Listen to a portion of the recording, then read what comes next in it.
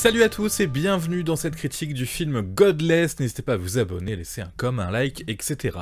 Je ne parle pas de la série Godless ou de films des années 2000 et 2010 appelé Godless, mais d'un autre film datant vraisemblablement de 2018-2019, le film allemand Godless, qui a été visiblement exploité sur le marché français. Je ne sais pas s'il est sorti au cinéma, mais en tout cas il est sorti en DVD et surtout en VOD. Personnellement, j'ai eu la chance, entre guillemets, de le voir sur Amazon Prime Video. Clairement, Godless, j'ai pas vu que c'était un film allemand au début, hein. Je pensais que c'était un énième film américain dans l'esprit de Divergente, Hunger Games et compagnie. Eh bien non, ce sont nos amis allemands qui s'amusent justement à faire un film dans l'esprit Divergente, Hunger Games et compagnie. Et sincèrement, le résultat est assez satisfaisant, je trouve. J'ai eu du mal au début à comprendre là où il voulait nous emmener, et puis une fois que j'ai compris là où il nous emmenait, j'ai trouvé ça vachement bien foutu, vachement intelligent. L'affiche que vous voyez à côté de moi est d'ailleurs un petit peu trompeuse quand vous voyez ces deux personnages avec une ville futuriste derrière. C'est là où on se dit ils vont nous faire un truc à la Divergente et tout.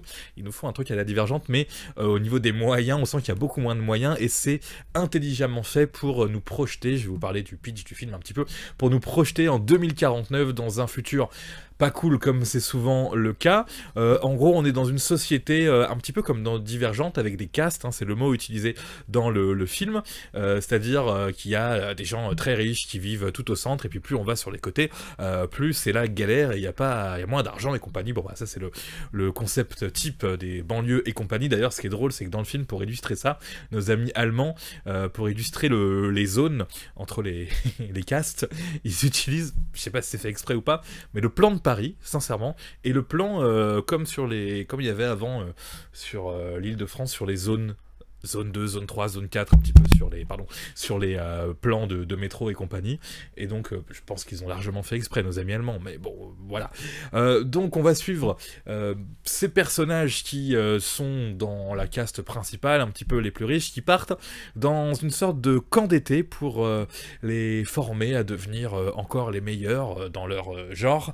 Et donc, on n'est pas dans la ville futuriste, on est dans la campagne, dans la montagne. Et c'est là où c'est pas con, parce que forcément ça fait économiser de l'argent, c'est que du décor naturel, il n'y a pas les immeubles que vous voyez derrière les personnages et tout, on les voit vraiment lointainement sous forme d'illustration, et donc pour le coup, voilà, il nous arrive à nous pondre un film futuriste dans un décor classique avec une astuce au niveau scénario. On a, comme dans tous les films de ce genre-là, des jeunes adolescents un petit peu tourmentés finalement.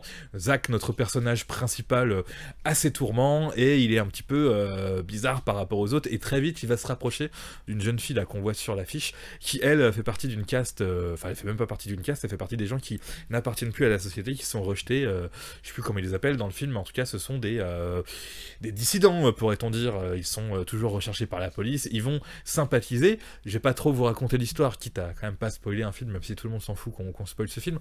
Juste, ce qui marche extrêmement bien, ce qui sauve ce film, c'est la façon dont c'est fait.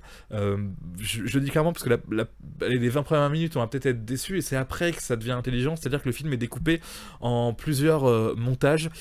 En gros, on a 20 minutes où on va avoir le point de vue de l'histoire, et après on repart au début, mais avec des trucs en plus vus par un autre personnage, et ça fait de ça 3 ou 4 fois, et à la fin quand même, on peut trouver que ce montage pas chronologique est super bien foutu, et il y a un petit cliffhanger à la fin, un petit, comment on dit, je sais plus comment on dit le mot pour dire qu'il y a un truc dont on s'attend pas forcément à la fin, qui est plutôt intéressant. Donc voilà, petit film vraiment à petite dimension, d'origine allemande, mais à vocation un petit peu internationale, entre guillemets, qui arrive à se défendre, et qui termine, à la fin on pourrait se dire tiens, il pourrait nous pondre une suite et tout. Je suis pas sûr qu'il le fasse, parce que bon, je suis pas sûr que ça ait marché tant que ça, hein, pour produit quand même dur à vendre en Allemagne comme dans le reste du monde, j'imagine.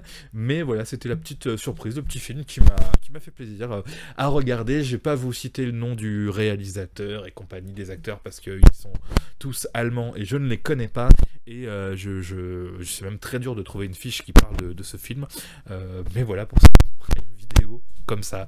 Si vraiment on est en galère, on sait pas quoi regarder, ce film existe. Merci d'avoir suivi cette critique du film Godless. Je le redis, à voir uniquement pour son montage qui est fait donc en plusieurs fois, avec plusieurs fois les mêmes événements qui se reproduisent, mais vus par des personnages différents qui nous permettent de mieux comprendre le film à chaque relecture en fait des événements. Il est sympatoche ce film, je ne regrette pas de l'avoir regardé et je vous dis au revoir.